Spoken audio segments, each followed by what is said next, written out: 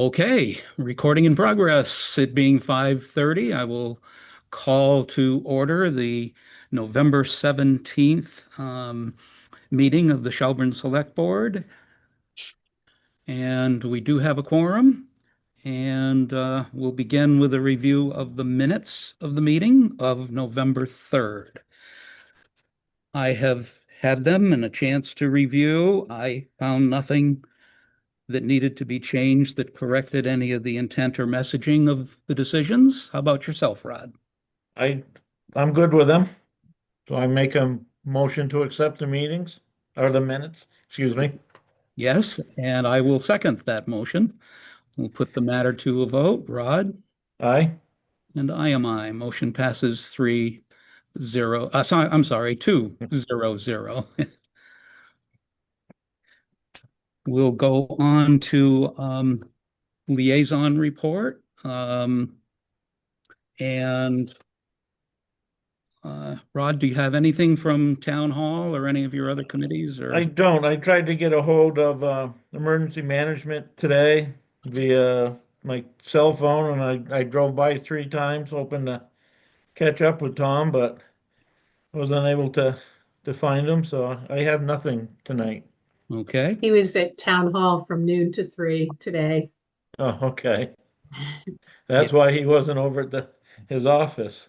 Yes. they were doing that interview process with the various committees to Okay. align the process. Um, Andrew has joined us. We're doing liaison reports. Andrew, do you have one for us this evening? Yes, I have a couple.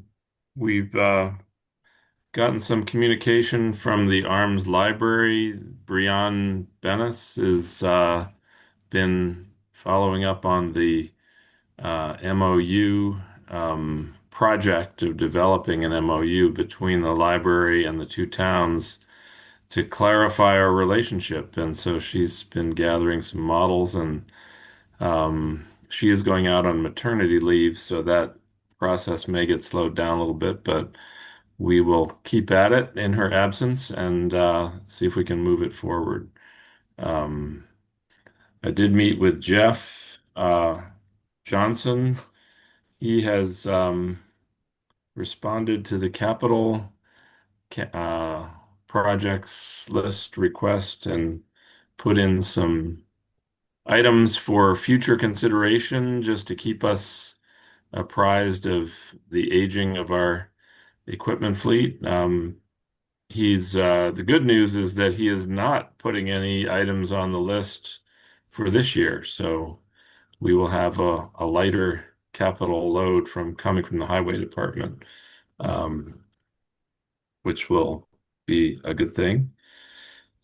Um, and the crew is basically doing, has been doing, preparing for winter, putting on winter tires, moving the plows and the sanders over to the highway side, you know, doing a lot of wood chipping with the branches that are coming down in the wind. Um, they've got their sand and salt in for the winter. I think they did an early treatment last week when we had a little bit of freezing in town. Putting out the roadside whips for the plowing to mark the roads once the snow falls. And they're building a box for leaf vacuuming that may be more useful next year than this year, but we'll see whether they can get that into the works. And Jeff is continuing to um, pursue this $250,000 Mass DOT pilot grant for the backhoe replacement. So if that goes forward, that'll be another big win in the capital area. Um, I was not able to connect with Seth Gerard before his last day as our highway crew member, but I did check in with Jeff, and he did not feel like there was any major issues in that transition. It was mostly almost entirely financial. That he basically got a good offer from his former employer and took it. So Okay, thank you. That's where that is. But Terry has posted the position. I think we've gotten one response so far. We'll see what we Yes. get. Um, and that is about it. Great. While we're on the subject of the highway, I will mention, just so that we have addressed it, that we originally, some months ago, got a request from a resident about concern of the safety of people crossing uh, Maple Street to get up to the restaurant or pub at the end, and had concern about crosswalks and things. And we decided that there wasn't a whole lot we have control over, but we might be able to show good faith, at least that we did something by looking to see if we could extend that 20, 30 feet tops of uh, where the sidewalk ends to the parking lot at the restaurant. And that did get done, I think, the end of last week, with the permission of the landowner. So we, Well, I think just to clarify what got done that I could see is that that little section that you mentioned was gravelled. right, it was So level. it's not turned into a paved sidewalk. And so we still have some questions we have to answer before we do anything further than that. But that is kind of a good interim step that hopefully will address some of those concerns. And I will keep following up with Jeff about, he raised some questions about, because it is a state numbered road, we will have to follow state requirements if we want to pave a sidewalk there, and even whether that crosswalk is meets their regulations because it may be too close to Route 2. Um, so those are still questions to be answered. Right. One other thing I forgot to mention about that Jeff has done with his crew is to uh, provide or pour a cement pad for the emergency management director. And it raised a question for me. Did we give the go-ahead to that, Terry? I've forgotten now where that Where went. was this done? What's that? Where was this done? Well, I don't know. That's the other question is I just got a note from Jeff in his email that he had poured this pad for the emergency management director, and I'm just curious how that came to pass. Did we authorize that? That I No, remember. Rod, your no. liaison to him, did he tell you anything about what he was? No, I haven't heard anything about it. Oh So, my, Rod, if you could re-emphasize to our emergency management director that he needs to bring those things by the select board. He can't I just will. go to the highway department and get them to do stuff. yeah, Okay, I will make sure I do that. Thank you. I would say strongly re-emphasize Yes. Yes, I'm going to. and find out Okay. what the heck he did have done and where Yep. it is. So, All I can think of was that town meeting had authorized 5,000 for a generator, but that was at Cowell or a mhm. generator design. But I can't imagine he poured a pad Well, in apparently a pad has preparation. been poured somewhere, and um, we'll Wow. find out from Tom what initiatives he's taking there, because it sounds like he's cowboying this process. Yeah, a little bit. Well, thank you for remembering that tidbit there. I appreciate it. Yeah. Um, Terry, anything for us this evening out of town hall? Not so much town hall. John Walsh and I submitted our annual Green Communities report. Aside from that, I've been doing a lot of quarterly reporting for grants that we have out there. And tomorrow I'll begin prepping budget request forms for the coming year. Wow. So it seems like it was just yesterday that we voted the budget. Tomorrow's meeting, which I hoped would shed light on the health insurance debacle, has been canceled because Representative Blay can't make it. And a lot of the member towns felt that it would be more meaningful with her present. So I'm going to wait for guidance from our treasurer, who's attending a Hampshire County GIC trust meeting tomorrow. And we're hoping that they will give some kind of indication as to their solvency moving forward. Well, the question is, do we stay with it or do we look for another potential insuring? And there just doesn't seem to be enough information for anybody to make an intelligent decision on that at this point. So let's hope they Mhm. come up with some information tomorrow of value. Yes. Thank you.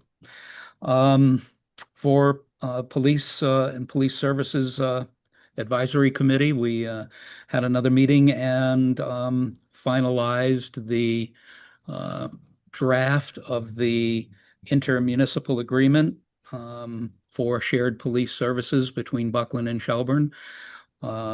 We put together um, a document that has everything from the original, the first 2023 agreement, a 3-year agreement, with red strike-through sections for everything that the Services Advisory Committee recommends be removed, followed by green text for everything to put in to replace that. Um, and the entire document will come to you in your packet or perhaps even before, and we'll take it up at our next meeting. It was agreed that the process is that it is a simple approval vote by the two towns' select boards, and Clint Phillips, the chair of the Buckland Select Board, is on the Police Services Advisory Committee, and they are taking it up in their next meeting, which is before this month ends. And we will get to this December 1st, I believe, is our next. And that's all I have from that department. Yes, Rod. The pad in question is next to the police department. It's roughly 36 square, 6 inches thick. It's for a storage unit of 2 propane tanks. Hmm. Hmm. Okay, well, have your And talk. this is and the propane tanks are part of is that like part of a backup generating system or I didn't get that answer, so I don't know, but I will find out tomorrow. okay. Yeah, the generator that's there obviously has a large tank already piped to it directly. So this must just be a place to store a couple of tanks. But yeah, we need the info and the knowledge that that kind of action doesn't happen again without coming to us first. Very good. I think that covers all of our liaison reports. It's not quite, we got about 3 minutes before we meet with Will, and I don't see him on as yet. Um, the Pocket Park project update, I have none. I saw no action. I was by it today, and looks like it's looked for months. So I don't have a lot of strong confidence in our ability to pull off much of this, but fingers crossed. Let's see how it plays out. It just seems like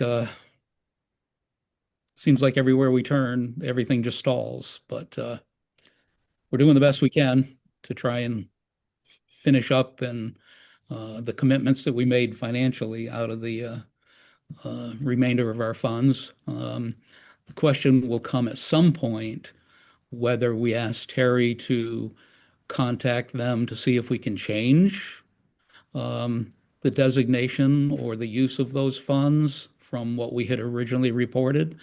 I don't know that that's possible, but it's worth asking. Was there some other angle we could ask about that as well, Terry, or basically just ask if we could do something else if it didn't pan out?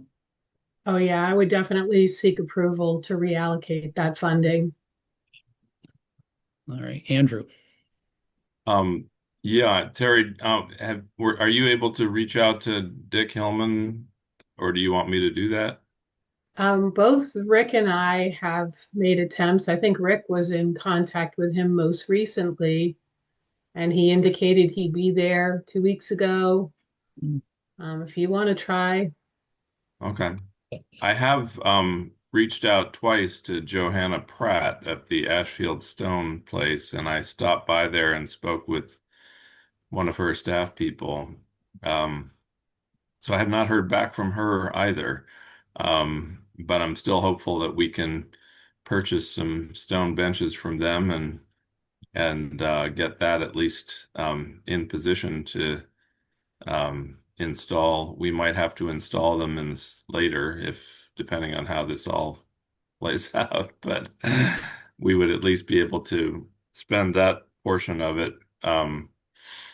And one other thought I had was, since we're getting late, it seems like if we can get Dick Hillman to do the work that we described with him, that would sort of be foundational for the rest of it. Then we could deal with the benches either in December or late, or just store them somewhere and install them in the spring. Um, the guy I spoke to said, that they've used an adhesive approach to fix them to their mounting places, which is, both makes them more stable and less likely to be stolen. Um, and so that's something we can pursue. The last piece that I think at this stage in the game, the likelihood of getting any landscaping done is starting to recede. So another possible strategy would be to use the ARPA money to purchase the trees and the arborvitae and stuff. And again, maybe just keep them somewhere, either at the nursery or somewhere else until the spring. But that would be my recommendation for how to go forward. But um, if we don't get any action from Dick, we're kind of uh, up the creek. I think But that's the linchpin, that'll be the deciding factor of what we do or don't do. yeah, So if you would reach out to him, take yeah, your, I'll see if I can speak with him again and see what's happening. thank you much. I do see Will has joined us. It's 5:47. We're 2 minutes late for your appointment, Will. Thanks for joining us. Um, you and Jen Hale had requested a time to speak to us with regard to the Community Preservation Committee in the subject matter of affordable housing. Right. You have the Right. floor. What's your So, can you hear me? indeed? Can y'all hear me? Okay.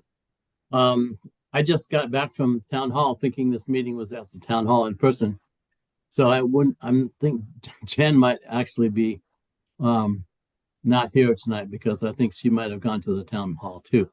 So here's what the deal is. We have learned through the Community Preservation Coalition folks that it's possible for Community Preservation Committee to initiate its own projects. In other words, we're not required to wait for somebody else to show up and say, we'd like to do this. We can actually start things on our own. And so, and this came up in the context with talking with the head of that coalition about affordable housing, because we don't think we're likely to get somebody to come forward and say, give us, several $1 million to do an affordable housing project. So, so Jen is the housing person on our CPC, and so we've been talking about doing and initiating a housing CPC project that would spend like $25,000 to have somebody thoroughly evaluate all the affordable housing options in town. And that would include all different kinds of things and everything we can think of, and maybe more. So but then as he and I were talking about it, we realized that last year CPC said, well, we're not going to spend money on housing because the town has money that's sitting there waiting to be spent on affordable housing. Even though it hasn't been spent on affordable housing, it's been spent on other things.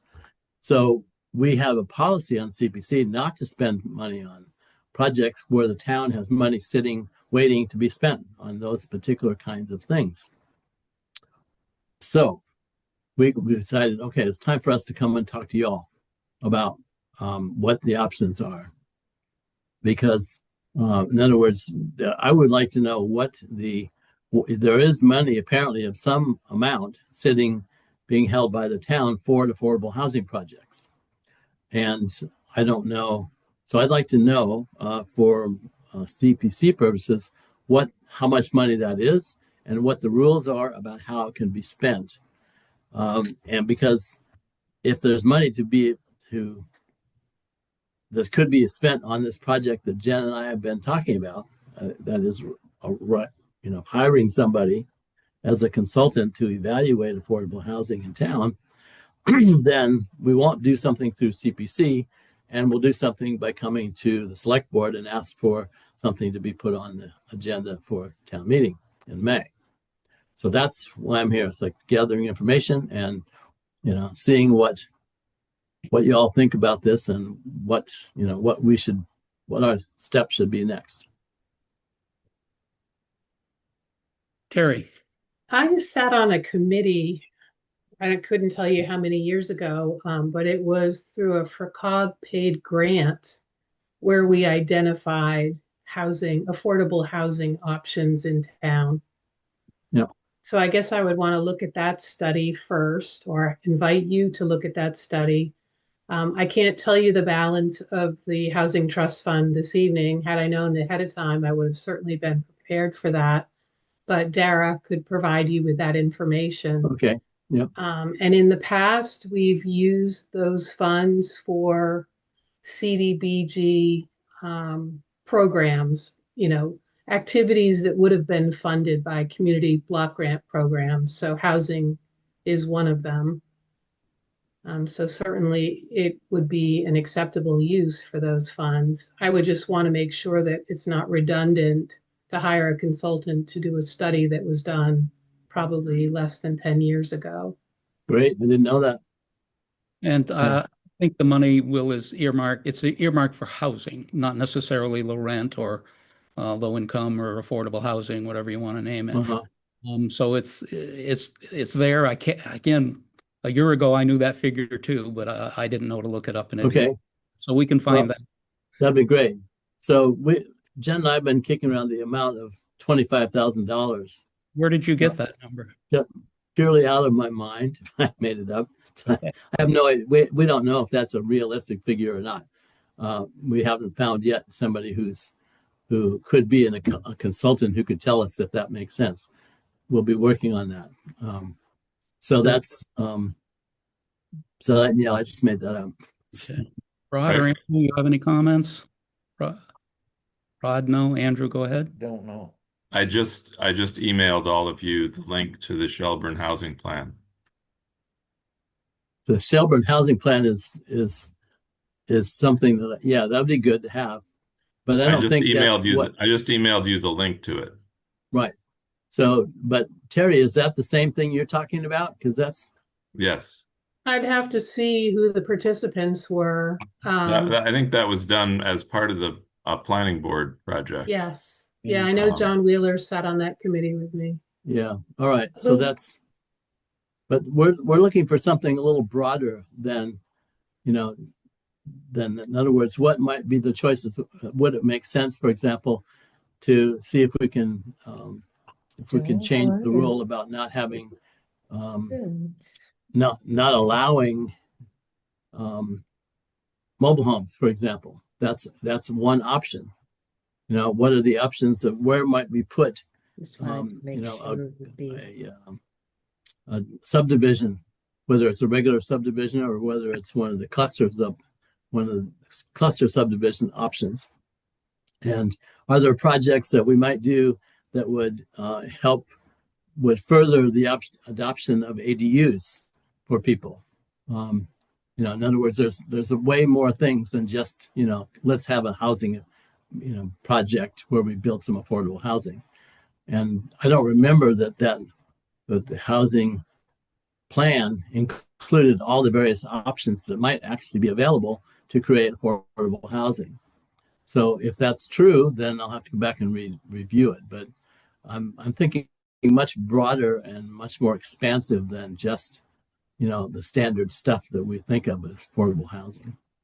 Well, my initial take on that is ADUs are already allowed by right in the state. You can't say no. Exactly.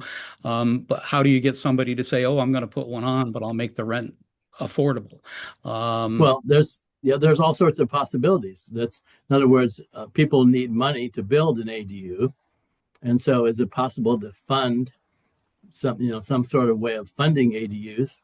Again, I'm just making this up. I don't know the answer to these questions, but I do know that there's funding out there for banks are funding ADUs for people, and so it's possible, for example, that somebody who's living in who's sort of wanting to who's living in a big house and wants to downsize into an ADU in the backyard, maybe there's funding or that we could come up with or a way to do it that would allow funding, but would turn that but it would be limited to something that's affordable housing.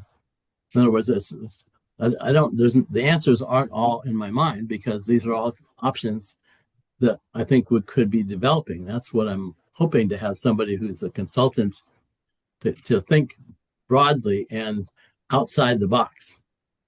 Well, Well, what would you do with a survey like that, Will, where we don't have a town entity to shepherd a project like that? It's I keep trying to work in my head how, even if we agreed to spend 25,000 or 50,000, whenever you actually get a real number, Yeah. to do it, I'm afraid the value would be about as valuable as the downtown parking solving study. When the planning board just turned back to us and said, "Yeah, we're done with that," Right. Yeah. because there's Well, no if folks to shepherd it. the well, there's two levels of shepherding. When Jen and I have been talking about doing this through the CPC funding process, she and I were talking about being the ones who would actually shepherd it through work with somebody and hire somebody and get the results back. But then, It's but if no the town funds it, but it's no good unless we have somebody to take it from there, right? no, I know exactly, and so that's the question, and I don't have an answer for that, but it's I do know, for example, that West Hampton. I know some folks in West Hampton who just did a major town plan, an updated town plan that was all focused on resilience and affordability. And instead of just saying, okay, fine, and they putting on the shelf, they actually formed, as part of that process, a committee of various people from town whose job was to implement the master plan rather than just having here we have a plan and then nobody does anything. So this would be one of those things where we would say, all right, so here's some options. Let's appoint a committee or from the town or something and actually come up with a group of people whose job it is to implement whatever it is that we think makes sense. Andrew, you had a question? Yeah, no, I'm just as you're talking, I'm just scanning through the Shelburne housing plan, which I read a few years back and haven't reacquainted myself with for a while. But it's pretty comprehensive and includes kind of a laundry list of potential solutions and zoning overlays and this and that. So I don't know that we need to recreate that kind of work. I think what you and I'm sorry, who's the other person? Jen Hale. Jen Hale might do is go back and read that plan and really ask yourselves, what's the next step, from building from this kind of very general analysis of conditions and needs and potential broad brush solutions. How do we then move more toward the implementation phase, and what are some implementation options that the town might consider with actual partners, not because this study already outlines options in the abstract. Uh-huh. Options are really only real options when you get a developer who can actually implement them. And so in the Right. nonprofit world, there's only a few of those in our region. And Right. so that's really where the conversation goes next, is with Pioneer Valley Habitat and the Regional Housing Authority, the Hilltown CDC, Hmm. Valley Community Development Corporation. That's probably who you've got to work with, and maybe the community builders if they want to get into the rural Right. housing, which I don't even know if they're in that business. Right. But, so there's five groups that you could potentially tap and say, are any of you interested in doing any kind of housing Hmm. in Shelburne?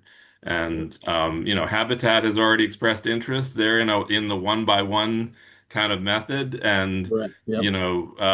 the Franklin Regional Housing Authority is in maybe the 5 to 10 method, of that kind of thing. Community Right. builders might take you on at a higher scale, and Hmm. then you've got the possibility of looking at private developers. You've probably been reading about our local citizen Noah Grunberg and his efforts Yeah. in Greenfield, Right. which are Sure. currently been put on hold. Right. But Yeah. you know, those Okay. are all potential, implementers that we could really tap and have a conversation with and say, are you in? Is Right. this something you want to actually do? Because Mhm. until you get to that kind of conversation, we're just back at the Shelburne housing plan, which is Right. just a lot of fine words. Right. Exactly. Okay. Well, I admit I haven't read the Shelburne housing plan in years now, probably 3 or 4 years, and so it's a good idea for me. I will go back and review it because I didn't realize there was that much that many options laid out. Yeah, there's That's a fair amount of stuff in there. okay. So, all right, I will do that. But Thank you. is it also true that, um, that really that it's, and this is my assumption is that if we want to do something, then it needs to be done initially, at least with the money that's sitting in the town coffers, waiting for some housing project to come along. Okay, in other words, rather than a CPC, because you know That we're seems to have been the message that I've gotten is that's don't right, spend exactly. CPC money until you spent your housing money. That's right. And so Uh, anyway, so all right, so I have a clearer sense about what you all think about moving forward with housing, yeah. and Jen and I will talk about it. And I mean, the other work that then follows from those developer conversations is where are the actual on the ground opportunities? There's 49 Mechanic Street, which I'm still interested in pursuing. right, You can drive by Route 2 and see that old antique store with the roof about to fall off of it, right. and there's a conversation to be had with the owner there. So there's like private land that No, yeah, I might be agree. opportunities, and That's right, there's town-owned properties that need to be right. researched, and are those That's right, developable or not? right, So there's work to be done. right. you know. Yeah, no, I understand. Okay, all right. Well, this is useful to me, and I appreciate you taking some time out of your meeting to point me in the right direction. Thanks for bringing it forward tonight. All Great. right, Have a good evening, and I, all right. I You too. hope Ken finds where we're not there in the town hall. So, Yeah. Okay. All all right. Take care. Good night. right. Yeah. Bye-bye, Rick. Okay, it's 6:04 and our 6 o'clock appointment is here. We have the Shelburne Board of Assessors uh, have come on. It's the tax classification hearing, which um, if my fellow select board members didn't find it yet, I think around 3:30, 4 o'clock, something this afternoon, it finally came through. So I did get it. I've printed it off. I've read it once. Thank goodness I done this 2 years before, so it's familiar to me, but it maybe it's all new in Greek to Rod, perhaps. But Andrew, you've done this once or twice yourself. I thought it was a perfect comprehensive overview to explain what they're recommending. And I think tonight we need to review it and decide if we are maintaining the single payer tax rate process. So let's open it up to Karen or someone from the Board of Assessors to, Sure. I'm not sure if you've got all of us in your we can see. line of sight, but thank you. We are all here and our board is called to order, so we're ready to discuss this with you. I apologize for the delay in sending this information. I didn't work much last week or the week before. But hopefully any questions that you might have, I can answer the best of my ability and hopefully give you enough information so that you feel as though you can make an appropriate decision. So for the new member, I don't think I've met you. I'm not sure if you're familiar with any of the assessors, but I'm Karen Tonelli, and maybe we can just introduce the board members or they can introduce themselves. I'm Maya Woodbury. Old white, I know, Rod. You know, Rod? Yeah. Okay. Yeah, I think I might know. You might know him too. All right, good. All right. So I try not to tell too many people. So this is an annual event around this time of year. Jim is new, so I was kind of filling him in on some background as well.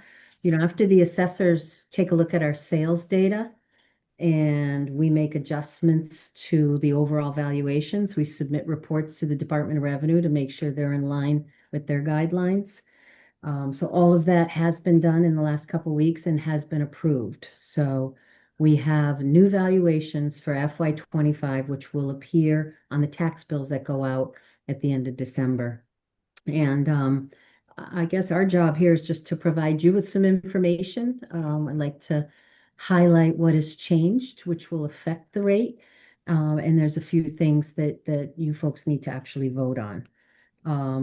So the biggest thing would be the overall increase in the total taxable valuation. So every parcel that gets a tax bill, if you were to add all those up, you're looking at 409 million.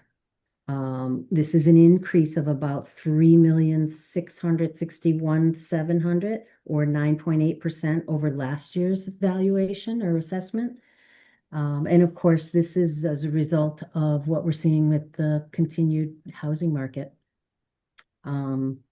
So it's not as much as last year. I took a look. Last year had quite an increase in valuation, but it's still pretty significant, 3.6 million. So the next thing that I want to highlight a change on would be the tax levy, and that is the amount that's actually voted at town meeting. We had 2 town meetings in April and May. And the total amount of the appropriations that were voted on was 7,913,699. That's the total, but of that 7.9 million, the voters decided that 6.3 would be raise and appropriate. So that's another word, a phrase to say that money is totally coming from taxation. So that 6.3 million does represent an increase over the previous year of about 557,000. So historically, the selectmen have never voted to have a shift in rate. It doesn't mean that could change. That's why we have an annual meeting. The information is looked at and decided by you folks, and it's a new meeting, a new decision every year. So last year's tax rate was $12.84, and this year's rate is proposed to be $12.79. This is with all the information that Dara has entered, with the valuations as they are approved, and so that would possibly change by a few cents, but I'm pretty confident that $12.79 is where we would end up. Now, should you decide to shift the rate, there's the options which are in that table below.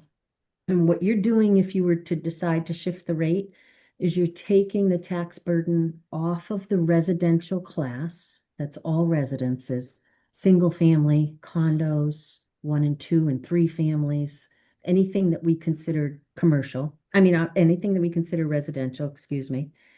And you're putting it onto commercial, industrial, and personal property. So you can see by the chart, if you just read across the first line where it says CIP shift 1, residential factor 1, those shared percentages are just telling you what percentage of the valuation each one of those categories. So 76.3% is residential, 8.18 commercial, industrial 5.5, personal property, for a total of 100.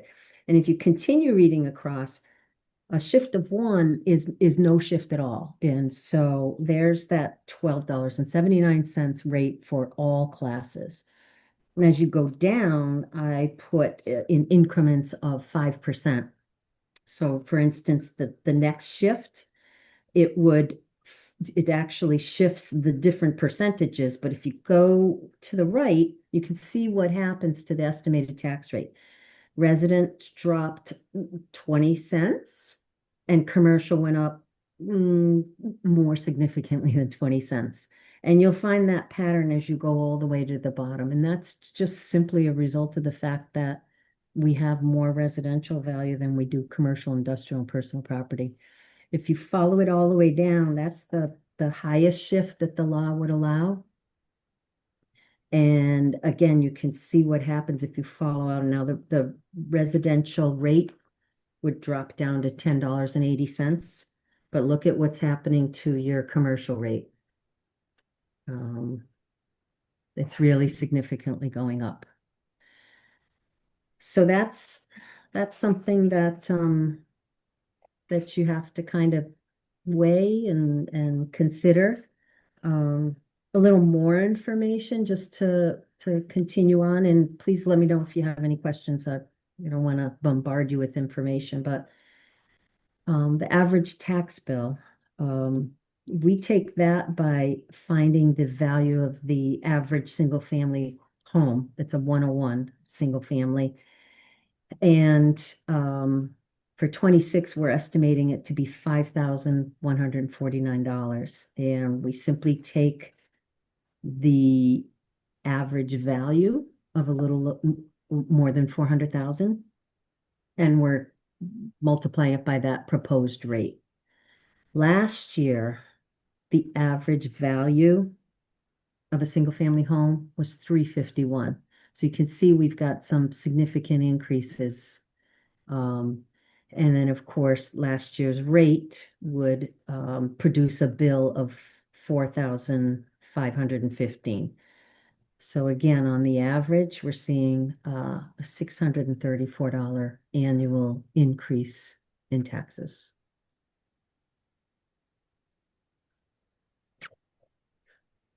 So Perfect. just to kind of give you a little more background, when I saw how much it went up, I went into the system and I just adjusted the levy. I put the levy back to about what it was last year. In other words, I reduced it by about 557,000. And when I did that, the tax rate dropped to $11.43. And then I ran the numbers with the higher valuation of 402 times 1143. That would result in a tax bill of $4,602, or an increase of $87. So I think I just want to make the point that while we're seeing some astronomical increases in value, really what hits the rate is decisions that are made at town meeting. And that, I'm familiar with the process. I'm sure that a lot of thought goes into it, and sometimes it just can't be helped. Everything's going up. So, but that's to give you some background as far as why we're seeing these increases. Very well done. I think you covered all the highlights, and I'm glad you did, because so few people actually sit at our live meetings, but definitely many view them because I hear it all the time. Hey, I was listening to you guys from last week. So Yeah. getting it out there on record is a good job, and thank you all for providing that, and Karen for presenting it so clearly. Um, any questions before we ask for what votes you wish us to take this evening? Shoot, Andrew. Yeah, I just have a question for Terry. As you're thinking about this coming year's town meeting, whether the scenario that our assessors just ran before us of essentially level funding the budget, if I understood that correctly, does that seem realistic to you, or are we really looking at more of a $600 per household increase? So many of our budgets are driven by increased costs of everything, whether it be the cost of diesel, gas, insurance. I feel like when we put our budget together, there's not a lot of fluff. Yeah. No, Karen, I was just wondering what your thinking was in imagining that we were gonna, bring a Oh, last year's budget to town oh, meeting. no, not at all. I totally understand the difficulties in doing that. I think, I just want to highlight this process can be somewhat of a mystery, especially for the average person. Not for you guys. You guys have been pretty much doing this for a while, but to see what actually does drive the rate. Um, and these values that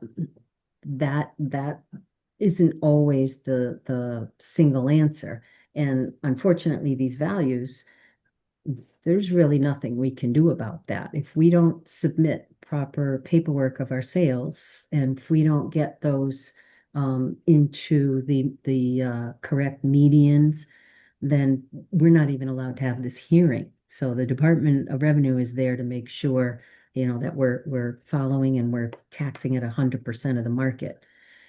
Who can control the market? Buyers and sellers. You see that with what houses are selling for.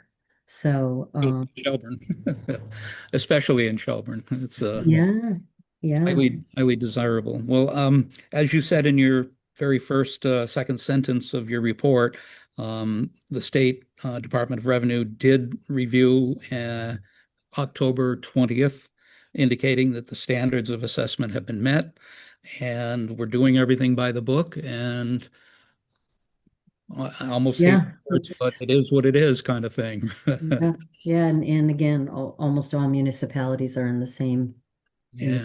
there's no magic ticket to that. So just a few other things before you do vote. So the overlay balance, that's the funds that we use to pay for abatements and exemptions and any potential adverse court decisions. That we reconciled with Dara, that's at 127,269. Overlay for this year, I put in 85,000. It's about 10,000 more than what it was last year. But I was mindful of the fact that town meeting voted to increase the exemptions for veterans. So I haven't calculated that out yet, but I am anticipating that those will increase.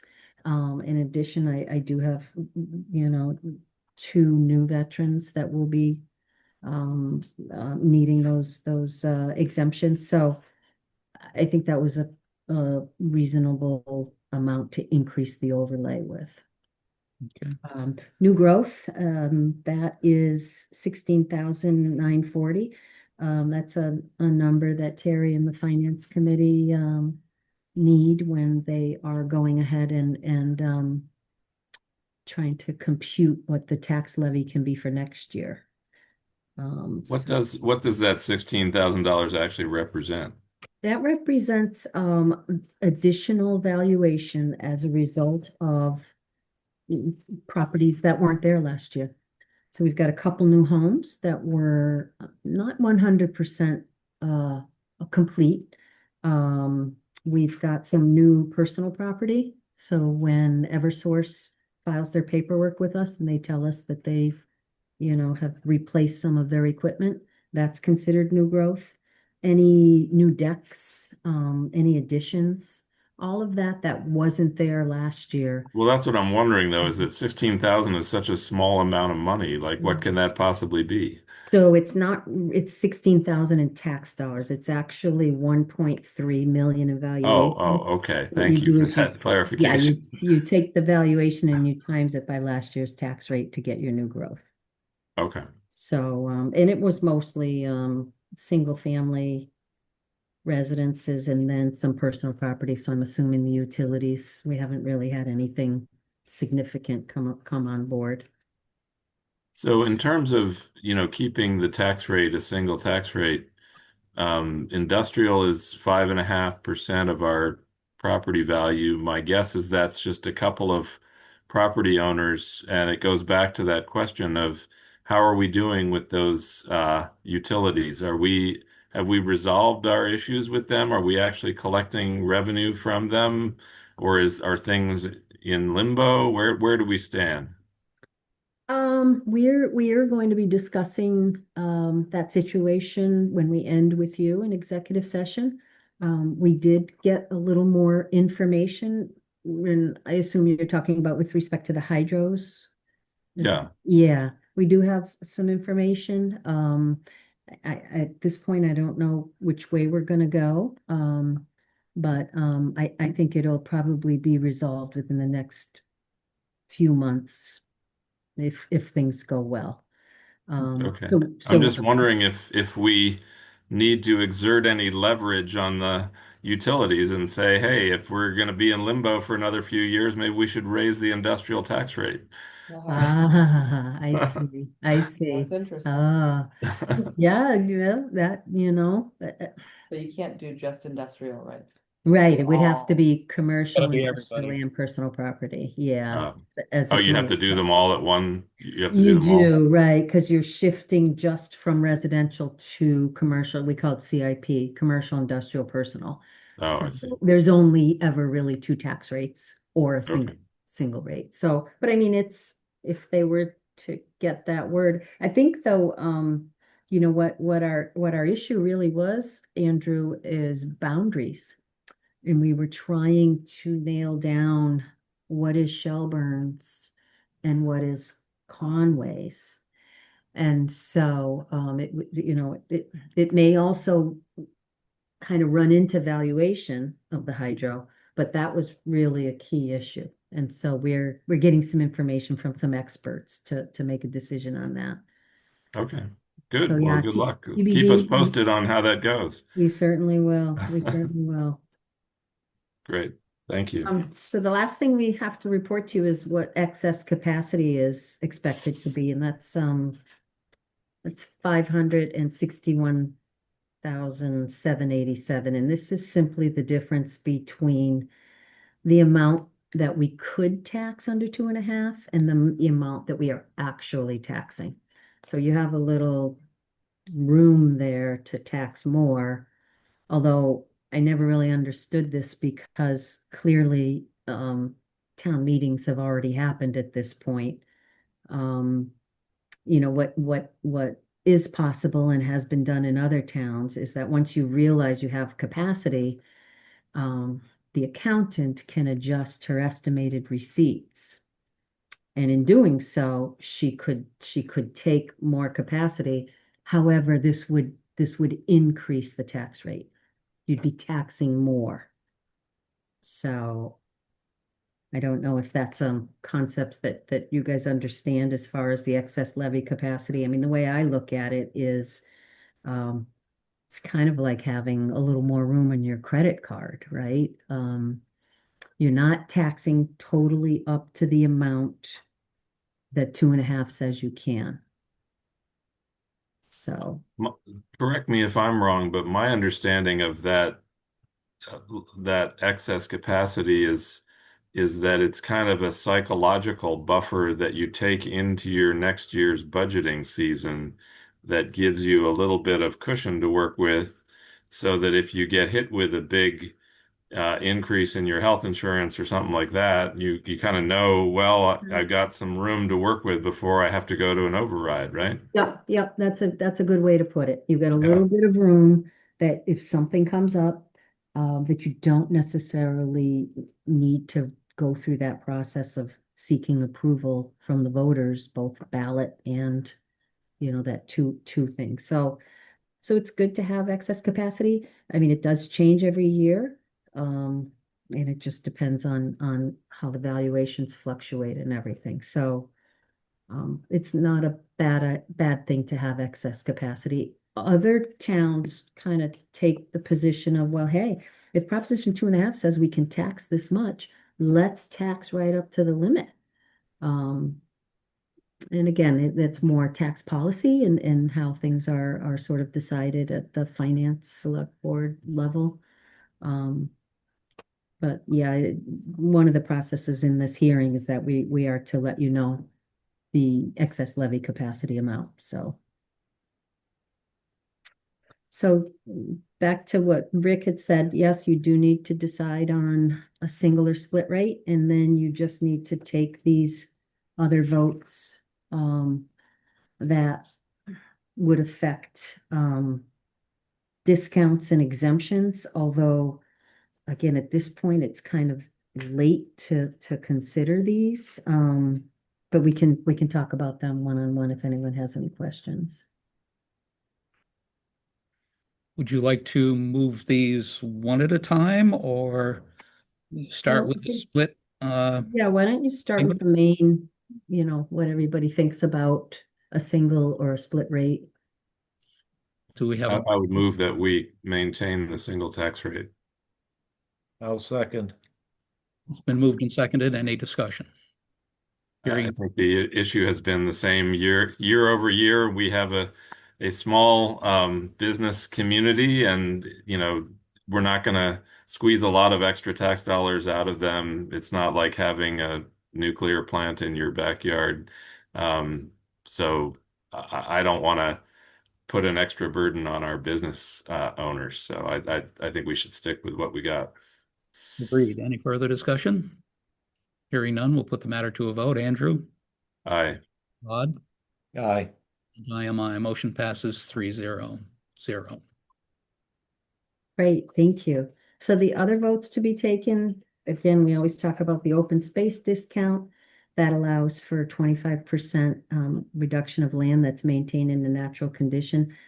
I don't know why we discussed this. We have no land that is classified under what's called the 200 code as open space in Shelburne. Now, I know planning board probably has an open space plan, but for some reason, it's not the same thing as being designated open space for valuation purposes. So that to me is almost a moot issue, but I do believe you still have to vote on it. I'll move that we pass over that one. Or what's the language you're looking for, that we not accept this? Yeah, that you don't accept the open space discount. Okay, that's what I moved. I'll second that. Moved and seconded. Any discussion? Hearing none, put the matter to a vote. Andrew? Aye.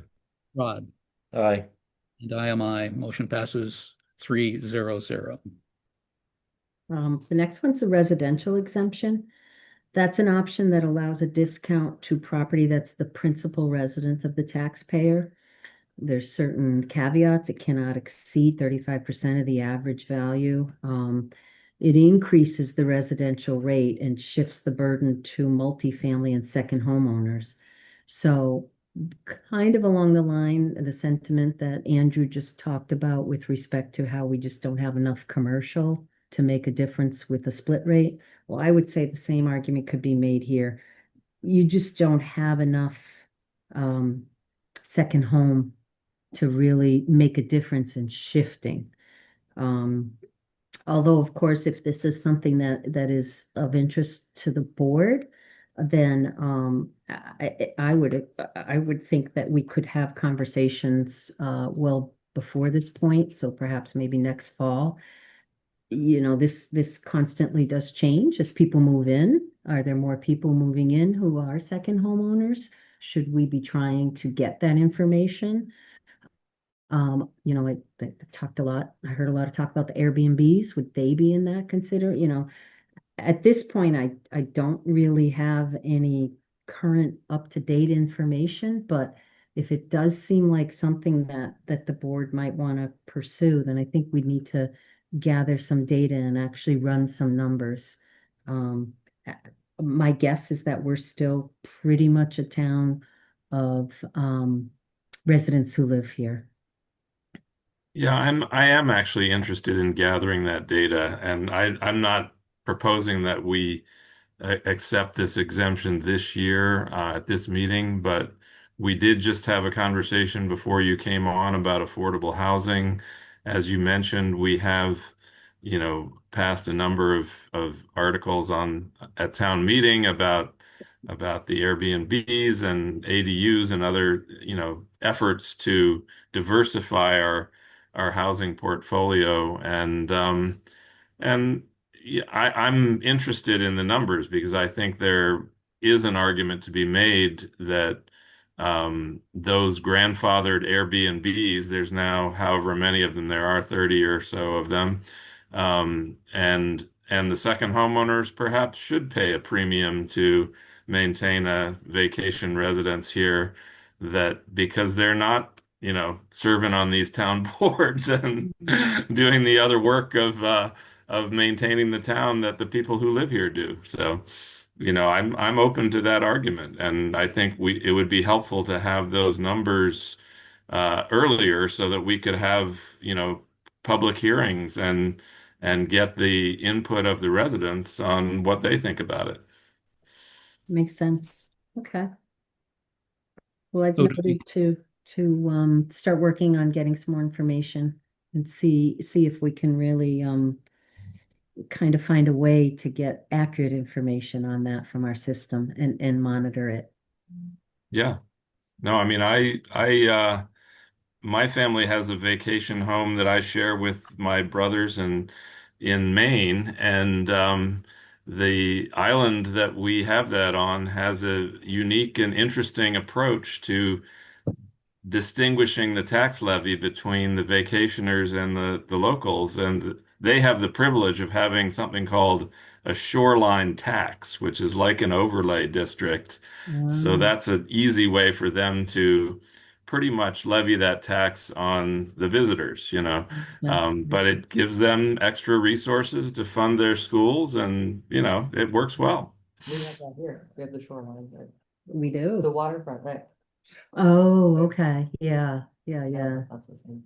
Yeah. Okay. But anyway, so this kind Okay. of thing would be another way of making that distinction and saying, hey, if you've got the resources to have a second home, maybe you should be chipping a little bit more. Right. Right. Yeah, but you'd be doing it at the request of um, people with their principal residence in town. In other words, who the heck would not apply for that? That's opening a can of worms that I would not be interested on the surface of what you've explained so far tonight. But as you said, you're not proposing we approve that for this evening. So do we have a motion to address the residential exemption? Yeah, I'd move we don't accept that this year. I'll second that. Moved and seconded. Any further discussion? Hearing none, put the matter to a vote. Andrew, Aye. Rod, Aye. I am I. Motion passes 3-0-0.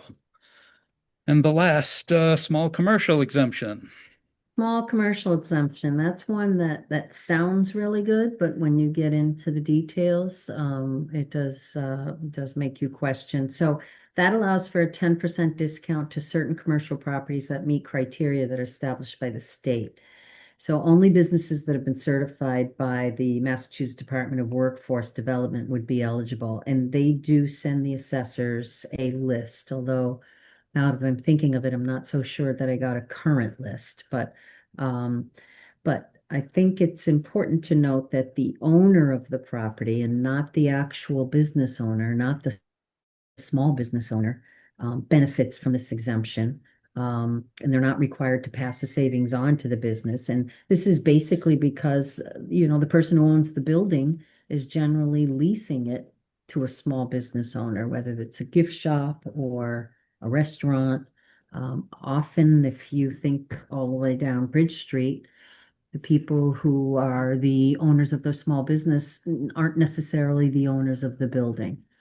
And so for that reason, it doesn't really seem to accomplish what I think most people want to do, which is help out those very small businesses, particularly as they're just starting out.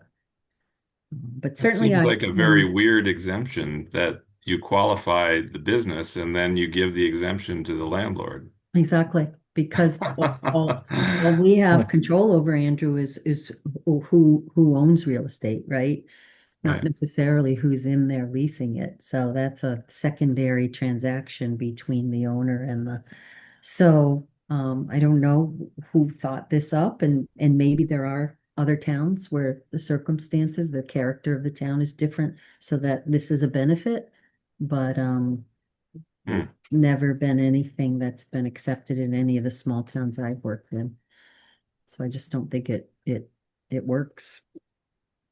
I would move that we not accept the commercial exemption.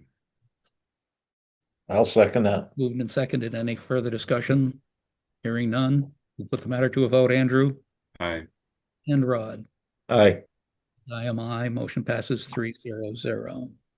Karen, did our first vote to not split cover all of the remaining ones prior to the other votes to be taken, the overlay, new growth, excessive levy, or do we need to do anything individually on those? Nope. So basically, Rick, there's four things that we're asking you to vote on, and you did. You voted on continuing a single rate, and then you voted the three exemptions.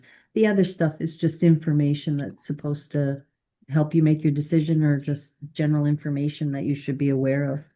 Terrific. So yeah, we're good. Well presented. Thank you, assessors, for all the work that you guys do, for sure. Thank you.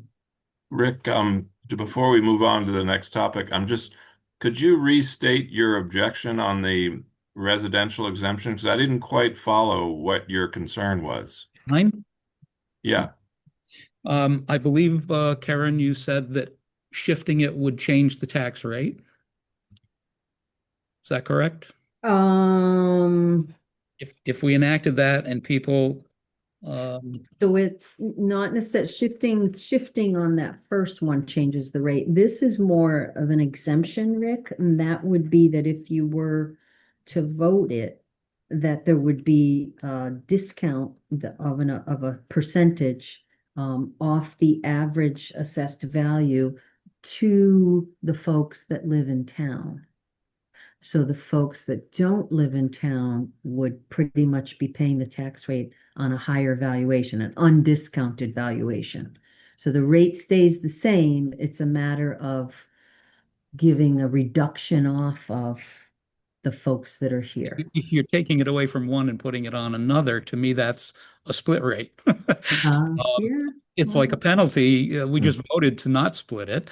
Yeah. And as I say, can of worms was in a nutshell why I thought on the surface, again, the folks in this other window are way more schooled on this than I. But as I said, what residential property owner, if we had that, wouldn't say, huh, why am I paying that? Why don't I just apply for that? What a nightmare to open up to shift a small amount of burden to 30 people in town, maybe that have B&Bs or whatever. It just seems like too small of a pot. But again, that's just my first initial reaction. Certainly no decision would be made until we had a whole bunch of facts and figures before us. But at first blush, I'm going, yikes. Well, the thing that I just wanted to clarify is, yes, it does split the residential rate, but it doesn't split the residential versus commercial. It's creating two classes of residential taxpayers, In but it's essence, not affecting the commercial tax rate. I understand that. Yeah. It's still a split if, you So call the it question would what you be, want. would it create a can of worms with the small number of, or whatever number it is of second homeowners? I think the scenario that you're proposing, Rick, is that some of these second homeowners would say, well, I'll just declare myself a Shelburne resident. But can you really do that if your primary residence is in Florida or something like that? Because, you No, know. you can't do that anymore, and you can get a trash transfer station sticker. Um, the first sentence was, and where is it? Option allows a discount to property owners that or to property that is the principal residence of a buyer. Of That's a taxpayer. of the taxpayer. That's everybody in town who lives here and owns a home. So we're Whose principal residence is. correct. And that's the huge, huge majority of people living in town. Well, but that's the question, is how many second homeowners do we have? What's that got to do with anything? It's how many people who live here ask for that 35% reduction. Am I getting this 35%. wrong? Well, that's a question for Karen. If we implement this as a discount, does that mean that the residents, the people who have this as their primary residence have to apply for a discount? Is that how this would work? No, I think that the process would come through our billing software. Much like the CPA sort of added a tax, and if you remember the details of that, we minused 100,000 of valuation and only tax the CPA on over and above. So we have mechanisms to have the software do that. Okay. But So This again, is I not, think Rick, that's what I wanted to clarify, Rick, is this is not about having people go down to town hall and apply for a so so discount. so we'd give it to everybody. Yeah, it would be an automated process. Gotcha. Yes. No, I did misinterpret the allows for a discount of Right. to be by choice. Yeah. Right. So I like it even less now then. Automatically give it to everyone in town and shift it to a few minor numbers of property owners who don't live here. But again, that's just a surface knee-jerk reaction without any figures that we may have next fall, as you've requested. Great. Well, thank Well, I you. hope, as I said, Karen, I hope we will get your research in time to share it with the voters so that we can get more than just Rick's and my and Rod's opinion on this. Sure, I will. I will start gathering. And I Great. think I would probably talk to Terry about providing you with a presentation on some more details and then put the ball back in your court as to whether you want to move forward. I do believe it's similar to CPA and that town meeting has to approve it, but not 100% sure on the process. So I will check that out and report back to you when I have some information. Thank you. Okay, We appreciate it. thank you. Thank you, guys. Thank you. All right. Night. Have a good Good night. night. Bye, Terry. Bye. All right, we are back to item B, old business, which is Hill Cemetery. They have not come forward with any new information on that. New business in your packet, you have the to whom it may concern letter from Seth Giard, as Andrew mentioned earlier, that what did he last 3-4 months? We lost another very attractive candidate for financial reasons. I think this is a matter of us just acknowledging it, if I'm not mistaken. But I know we have annually, the COG does the study of wages and salaries, and we try to be competitive.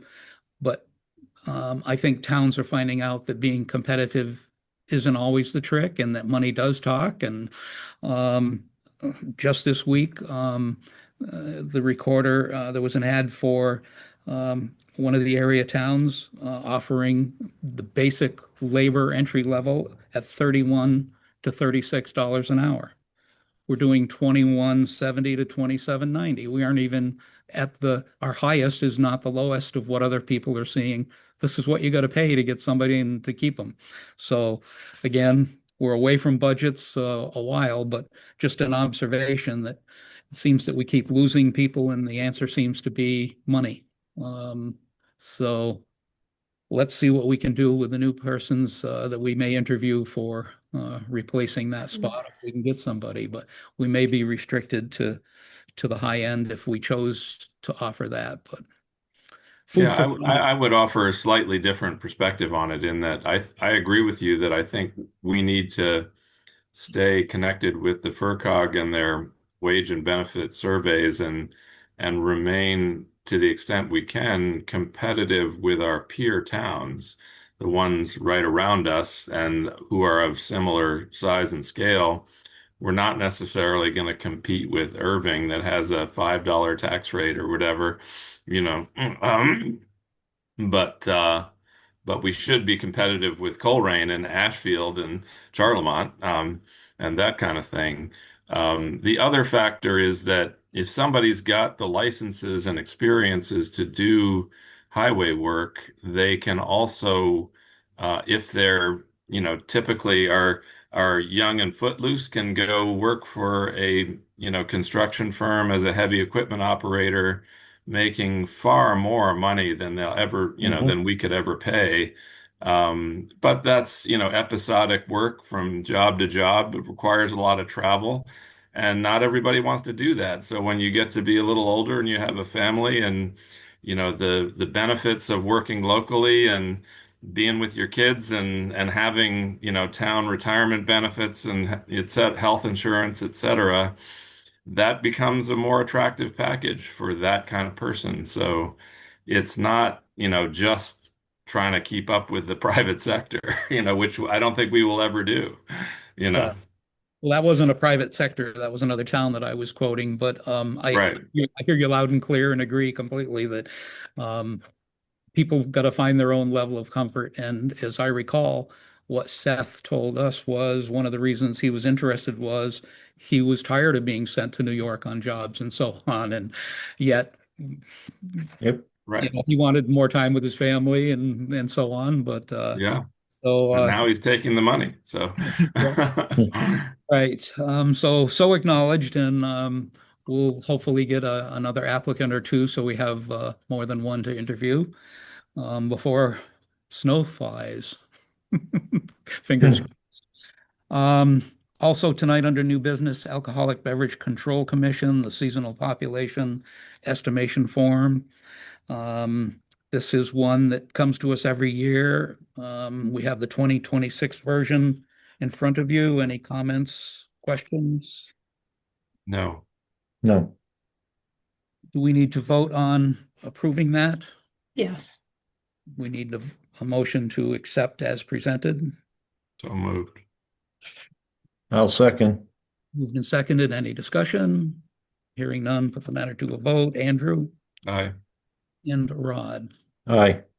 My motion passes 3-0-0. Any other business? We have two items. You got an updated agenda this afternoon as well. The original agenda had the next meeting December 1st. So that is our next meeting, again, by Zoom at 5:30 on December 1st. We also got a request from Norm Beebe, the chairman of the Recreation Committee, for appointment of Grace Thorne as Cowell Gym Director. And you have that letter from Norm in front of you as well. You'll recall John Walsh stepped down after uh, very significant, great service to us as a town.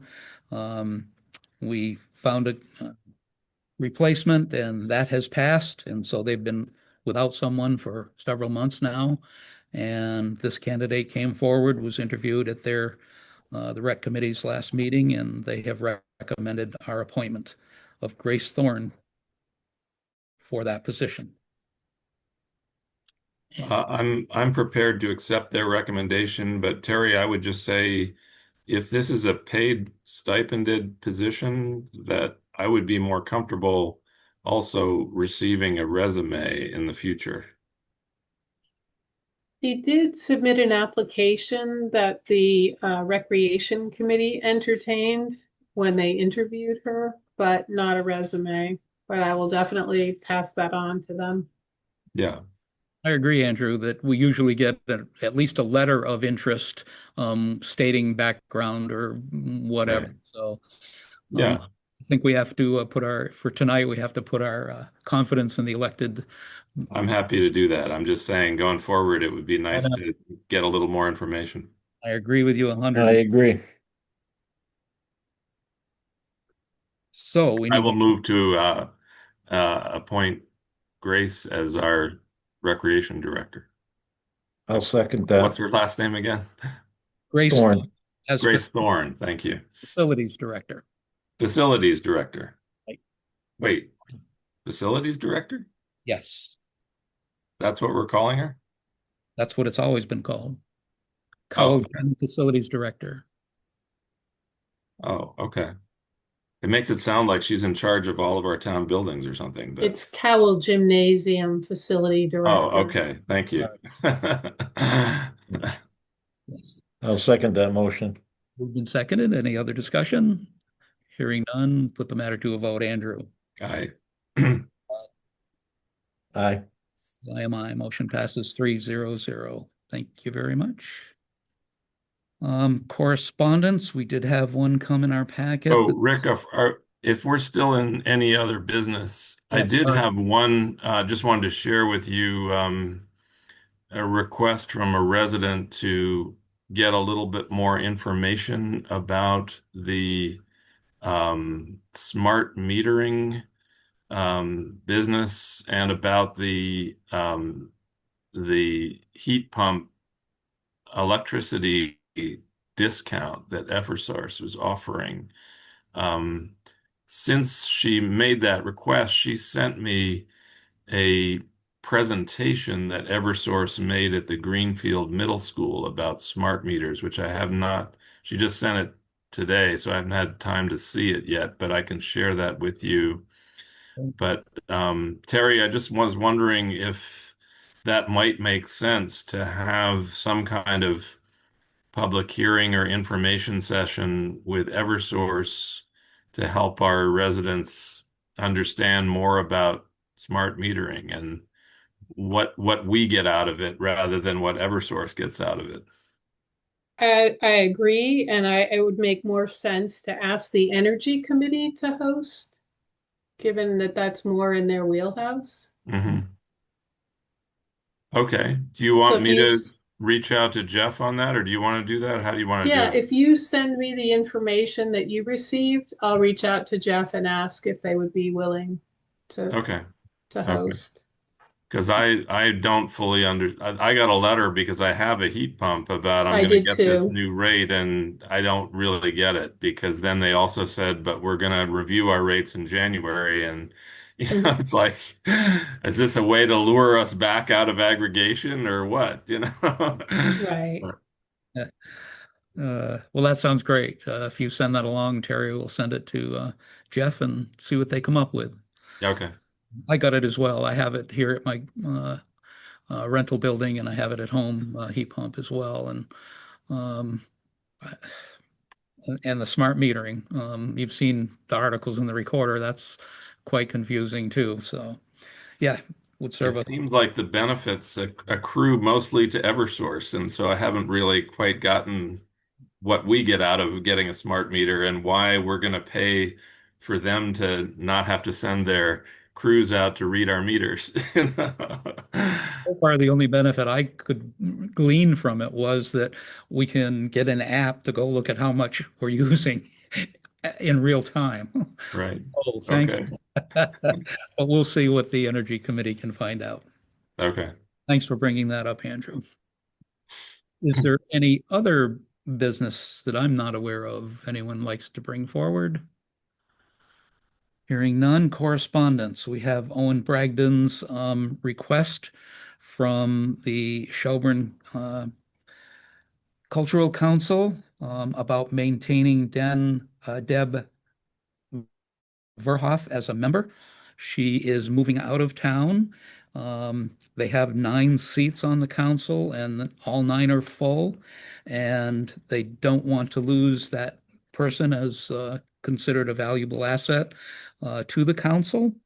And as you know, our April 2012 policy was revised in July of 2024 to allow for a non-Shelburne resident up to 1 may serve on a board, commission, or committee when appointed authority deems it in the best interest of the board. So they obviously do and have asked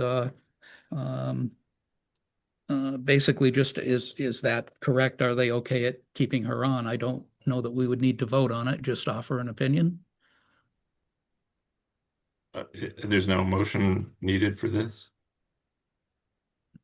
I'd I have to don't refer have a back. problem with it if we have a provision that allows for it. I mean, my feeling from having been on the Cultural Council is that a number of the proposals that come before them are more regional in nature, and it's good to have a sense of what's going on around you. So if we have somebody who's in Ashfield, they will help us with that as well, you know? Yes. Yep. Well, it does appear that it's allowed by our policy already. And we did appoint her, so she's in the middle of a term. And I guess the question was, does she have to resign? And the answer is no, it's already approved in the policy. But if you feel better about having a motion that feel I'm happy to endorse her continuation on the board. should I'll we, second that. why not? Moved and seconded. Let's put it to a vote. Andrew. All right, aye. Rod. Aye. I am aye. Motion passes 3-0-0. And thank them for asking, but I appreciate it. Is there any other correspondence of which I'm not aware? No. Public comment. We have no public left. So a motion to adjourn. I make a motion, we adjourn. Second. Moved and seconded. Any discussion? Hearing none. Rod, Aye. Andrew, Aye. and I am aye. Motion passes 3-0-0. Thank you all so much. Once again, have a great evening, everyone. All right. You as Good well. night. You too.